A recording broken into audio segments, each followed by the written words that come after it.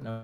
Or you want I to have grab some one more and then we'll grab Inero after that, since Let's Twitch chat just is right. do Inero now because we're kind of on Echo Fox / C9 anyways. Yeah. I think this would be a good time to maybe get him for that. Yeah. Vincent, do you know Inero? He's the coach for Echo Fox. Oh, okay, yeah. Yeah. That's the team that has Huni on it. Huni is the player that. Oh, really? I didn't know that. Yeah. I thought Huni was still on SKT. Yeah. No. He's over here. He's on the team. Inero's joining the show. Inero, where are you calling from? I'm calling from Beverly Hills. Beverly Hills. Okay, now we know. Triangulating the Echo Fox money. Yeah, Echo Fox location. Well, so we brought you on the show. I don't think you probably didn't have anything you wanted to talk about, but Mark, you have some things you want to talk to Inero about, and maybe Vincent can chime in here. We can get an interesting 4-person conversation going.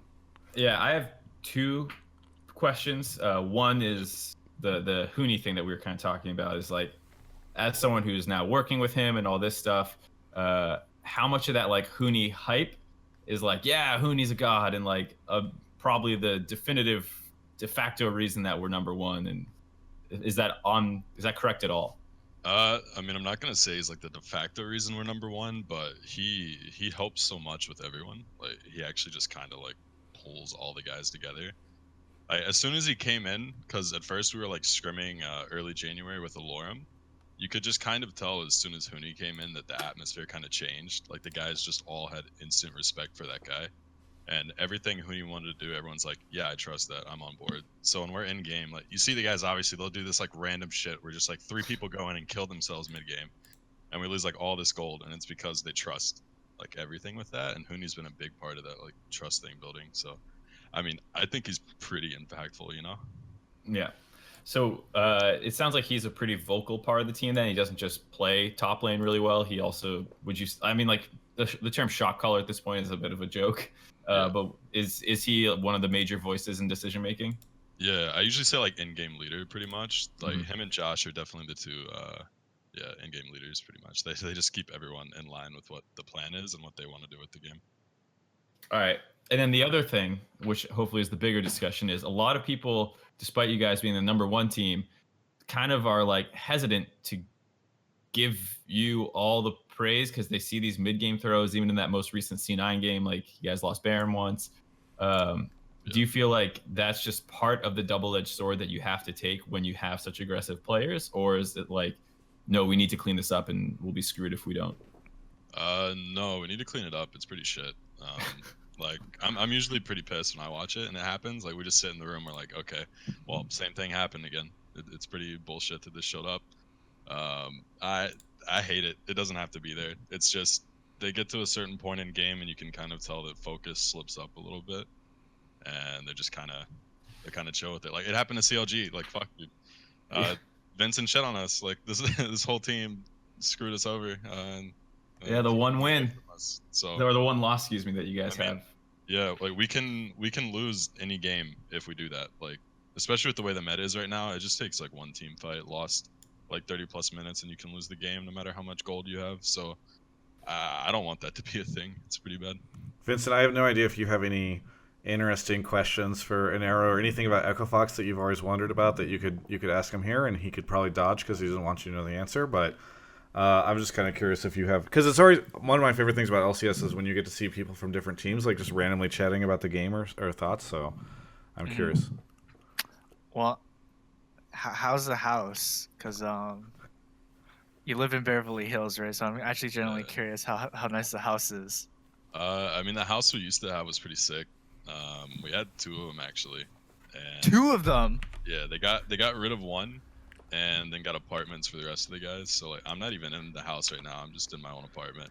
So we got like a staff apartment pretty much. Vincent is either asking. I thought he was gonna go with how's the house because might be looking for a place to live. Or I thought he might be like he's using this as leverage with CLG, where he's gonna be like, Echo Fox has 2 houses. Why do we only have 1? I Make mean, it happen. It's just a difference between a first place team and an 8th place one. We don't really we don't get anything. I mean, it's insane, dude. I don't even know like why we need these houses, but we got them, I guess. I came from Tainted Mines, and I lived in a strip mall, the top floor of a strip mall. That's what Tainted Mines was for me. So. Wait, weren't you both on Dream Team, but not at the same time, maybe? I joined like right after Vincent left, so I was there with Cody and Papa Chow. Okay. Yeah. So we both got that experience. He just got out in time. Escaped there. Yeah. It's good I times. have a question about Echo Fox. Yeah, sure. So when you guys play like when we see like Huni pick like Yasuo, we see him pick like these really fringe picks. Is it just whatever he wants to play? You guys are like go for it. We usually like talk about it before the week even starts. Like I have like a specific day pretty much. It's like, all right, if you got some new pick, tell me it now. I'm not gonna have this thing where like, all right, day before the match, we're ready to play random champ. Like I don't want to have that happen because I'm sure you've been in situations that happen in like scrims where some guys just like, oh hey, I think this champ's really good. I want to play this, and it just fucks everything up, right? But he'll pop up with champions start of the week, and he's like, I think this is good, and we'll try it. And we're like, all right, well, I guess Huni can just play everything then, whatever. And yeah, it usually works, but it's usually super far ahead of time we prepare. Like Yasuo this weekend, we prepared it actually for Cloud9, and there was just a scenario where we could do it against 100 Thieves, so we're like, yeah, fuck it, we'll do it here. It fits. So I have a little bit of a question about C9 and for both of you. Like Licorice. This is a C9 episode. What? We've just been talking about C9 a lot. I'm just teasing. Sorry, this is more about Licorice, I guess, where like he's coming as a rookie, and I think a lot of people were surprised with how C9 integrated him, where he gets counterpicked like every single game, and he plays carries, and then they send a lot of resources in game to him. Generally, like that's how it feels to me watching. How does that like?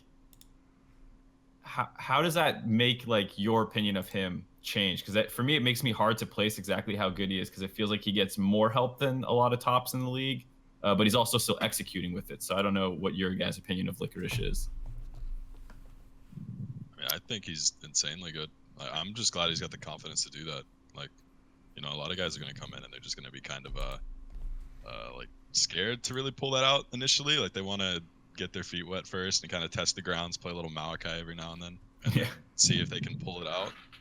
He just doesn't care. He's ready to do it. Like, I'm actually so glad he did the Lucian and the Huni thing, not just because like we won because of that, but it's just really good to see that he wanted to just even try that and do it. Like it's really cool as fuck that he wanted to do it. Yeah, because it felt like they received a lot of flame for doing that. Like people thought it was disrespectful or something. But that's so fucked up for them, dude. Like it's not, the Lucian part was like the really good part of the draft.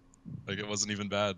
They could have actually done something with that and won. Like the Lucian didn't ruin the game for them at all. If anything, like it actually saved their draft. Like being able to play Lucian in GP is so nice for drafting, actually. Yeah. Vincent, I guess Mark, your question was also about Licorice, so maybe Vincent can handle that too. On the topic of Licorice, he's a rookie, and I think as a rookie, when you join like a team, like a top team like C9, there's a lot of pressure on you to perform. So it's really nice to see that Licorice is playing pretty well. I think his team does like set up a lot for him, where you try to get him what he's comfortable on, like a pick that he feels good about. And if you're like constantly playing for just like the better of the team, where you have picks that might not be the best for lane, and then you're just like suffering lane, and then people aren't really playing around you, they're playing around bot lane or mid lane, then it can be really quick. It can be like a situation where Licorice is just alone top. And I think that wouldn't be good, because as a rookie, I think it's really important for your team to like reassure you if you're doing the right things. So in that sense, I think C9 is doing a really good job about that. And I think the atmosphere that they have also helps, because if you have a good learning atmosphere, then even if you make mistakes on stage, like this weekend where Licorice didn't have the best showing on Lucian, I'm sure that C9, they'd be like, don't worry, man. It's fine. You just got hard capped. You'll have like a better shot next time. Yeah, it's interesting. It does seem like C9 just has a really good culture. Well, Mark, do you have anything else for Inero, or should we? I mean, in the future, we were talking this past weekend about how he's down to come on a Hotline League in the future, but the cameo was kind of fun. Yeah. Yeah, I was just chilling in the chat. I was just hanging out. I'm always here. Yeah. I was just like, hey, all right, I guess sure. Yeah. That Cool. happens. Mark, you got anything else for him? I mean, I'm always down to pick people's brain, but for the sake of the show, For the Probably not. respect of Biofrost. Thank you, Inero. Yeah, no worries, guys. Sorry to randomly get thrown in. No, it's No, good. no I think issues. it was fun to have you on, especially as we're talking about Echo Fox. It made sense. Yeah, no worries, man. Thanks, All dude. right, I'll see you guys. See ya.